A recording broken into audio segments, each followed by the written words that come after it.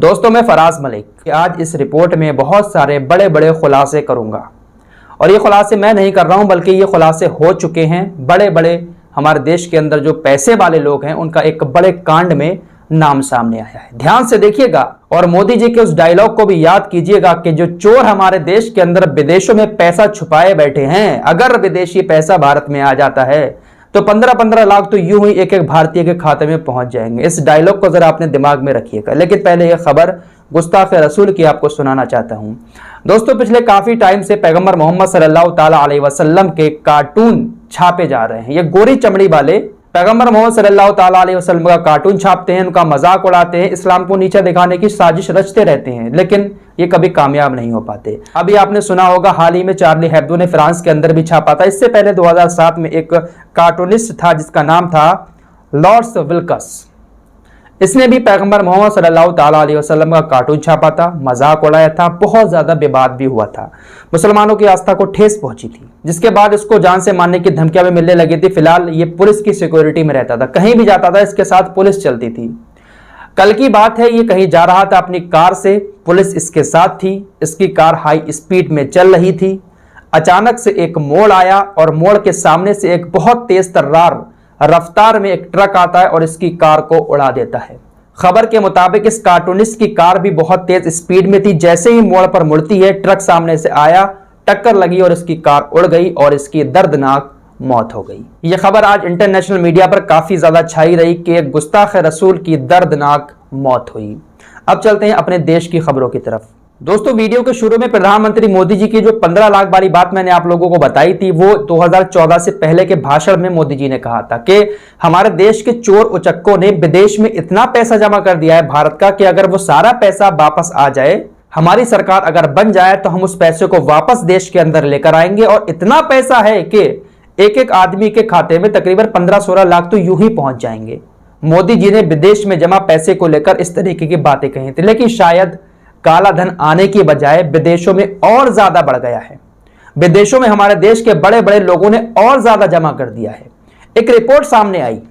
देखिए, मैं सारी चीजें आप लोगों को नहीं बताऊंगा डिटेल्स में, क्योंकि आपको ठीक से समझ में भी नहीं आएंगी, वीडियो भी बहुत लंबा हो जाएगा। बस ऐसे समझ लीजिए मोटी मोटी बातें। हमारे देश के ये जो बड़े बड़े लोग हैं, ये अपने पैसे को छिपाने के लिए विदेशों में कंपनियां खोल लेते हैं और ऐसे देशों में कंपनियां खोलते हैं जहां पर टैक्स फ्री होता है।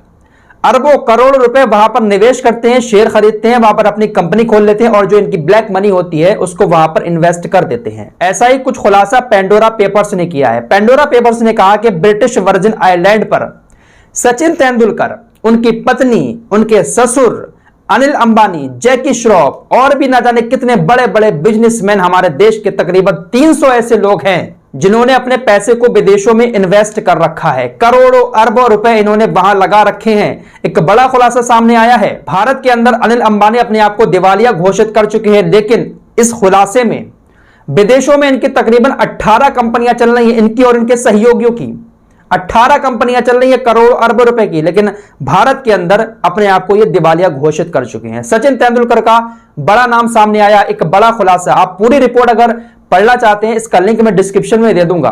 कुल मिलाकर ये समझिए कि ये जितने भी बड़े बड़े लोग हैं, कंपनी चलाने के नाम पर भारत के पैसे को विदेश में ले जाकर निवेश कर रहे हैं। करोड़ों अरबों रुपए का ये मामला सामने आया है। 300 लोग भारत के हैं और भी दुनिया के लोग इसमें शामिल हैं। तो मोदी जी जो कहते थे ना कि हम काला धन वापस ले आएंगे, तो अभी तक तो वापस आया नहीं, जो था शायद वो भी जा रहा है। एक खबर और आपको बता दूं, 2 कंपनियां बेचने वाली है मोदी सरकार बहुत जल्द। इन कंपनियों में अगर भैया कोई काम करता है तो थोड़ा सा नौकरी वोकरी और कहीं ढूंढ लो, हो सकता है कहीं आपकी जॉब ही ना चली जाए।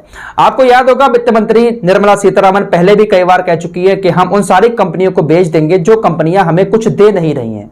जिन कंपनियों में भारत सरकार का निवेश है, हम उसको बेच देंगे और उस पैसे का इस्तेमाल और विकास कार्यों में लगाएंगे। तो कुछ चीजों का सरकार बेच भी चुकी है। अब 2 सेक्टर के नाम सामने आए हैं। इन दोनों सेक्टरों की बिक्री बहुत जल्द हो सकती है। फर्टिलाइजर सेक्टर की 2 कंपनियां NFL और RCF, इन दोनों सेक्टर में सरकार की हिस्सेदारी है और सरकार अपनी हिस्सेदारी कभी भी वापस ले सकती है। एक मीटिंग होने वाली है, हो सकता है कि इस मीटिंग में ही सरकार अपनी हिस्सेदारी वापस ले ले। वापस लेने का मतलब यह है कि इन कंपनियों में सरकार का जो भी हिस्सा है, सरकार उस हिस्से को बेचकर, सरकार का कहना है कि हम दूसरे विकास कार्यों में उस पैसे को लगाएंगे। इसके अलावा स्टील सेक्टर की भी एक बड़ी कंपनी SAIL स्टील सेक्टर में ये बड़ी कंपनी है भारत सरकार की। भारत सरकार इसके भी 2 प्लांट बेचने की तैयारियां कर रही है। स्टील सेक्टर में भी 2 कंपनियां, 2 प्लांट भारत सरकार बेचने की तैयारी में है और बहुत जल्द बैठक होगी और उस बैठक में यह निर्णय ले लिया जाएगा कि आखिर इनको कब तक बेचना है। तो इन दोनों कंपनियों में भैया कोई भी काम करता हो तो अपनी जॉब तलाश करके रखें। हो सकता है कि जब सरकार कंपनी बेच दे तो उसके बाद आपकी जॉब रहे या ना रहे। फिलहाल ये कुछ खबरें थी, सोचा आप लोगों के सामने